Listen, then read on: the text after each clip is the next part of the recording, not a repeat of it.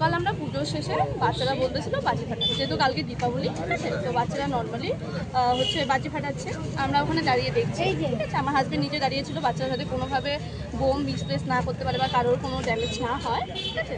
হঠাৎ করে এসপি সাহেব সাথে ওনার 4-5 জন লোক নিয়ে উইদাউট ইউনিফর্মে, নর্মাল হাফ প্যান্ট, স্যান্ডো গেঞ্জি, মাথায় ফাট্টি করে এসে কোনো কথা বলা নেই, কিছু নেই, বেধড়ক মার, ঠিক আছে। সব বেশিরভাগ বাচ্চারাই মাইনর ছিল, 12 বছরের বাচ্চা ছিল, আমি নিজে ছিলাম, ঠিক আছে। আমার কথা হচ্ছে যে ওনার যদি কোনো প্রবলেম হচ্ছে তো উনি এসে কথা বলবেন, না কি উনি লাঠিচার্জ করবেন।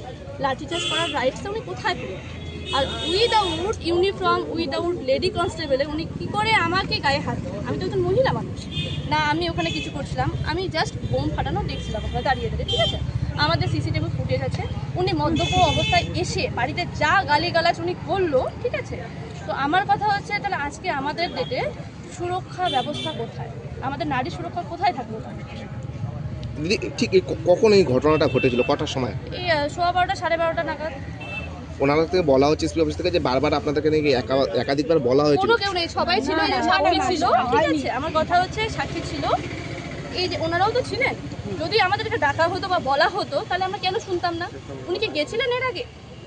উনি কি সামনে গেছিলেন বা কাউকে পাঠিয়েছিলেন যে তোমরা এই করো না বা এই করো না? কেউ বলেছেন? কোনো প্রুফ আছে?